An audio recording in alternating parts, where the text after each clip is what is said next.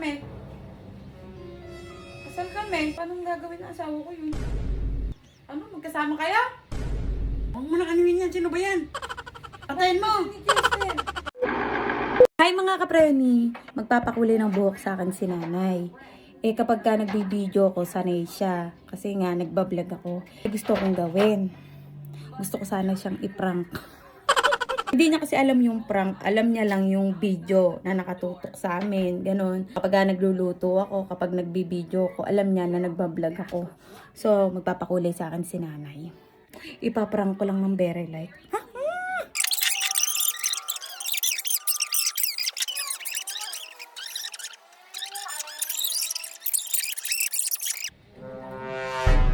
Hello?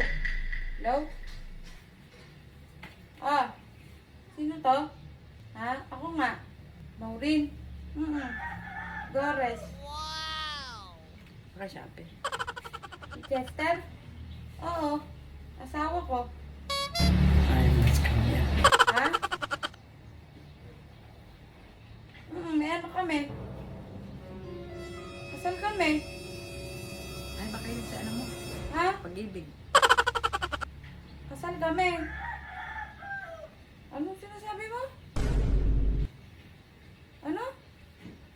Lagi kami magkausap nun. Lagi kami magkausap. Paano gagawin ng asawa ko yun? Naluloko ka ata eh. Naluloko ka ata.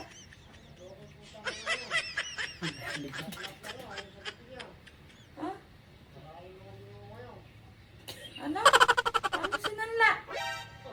Nansanda na naman da. Ano sinanla? Ano? Magkasama kayo? Kausap ko yung asawa ko. Ando sa kwarto. Ano? 3 buwan na? Ano? 3 buwan? Naluloko ata to. Huwag mo na kanuin yan. Sino ba yan? Babae daw. Patayin mo! Babae ni Chester. Ha?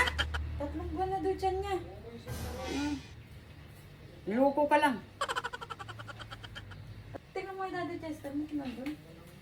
Baka yung ano, naluloko lang na. Huwag mo pinagtitripan. Ano? Ano? Uy, Chester, may tumawag sa akin. Sinatay ko lang. May number. Number lang. Sabi, babae mo daw siya. Nagulat pa si Chester. Si Tito Dan napupunta dito. Si Tito Dan napupunta dito. Pinaprank ko nga lang si nanay. Pati si Tito Dan. Pati si Tito Dan nandito na. Bakit nga eh? Umiyaw si Maureen eh.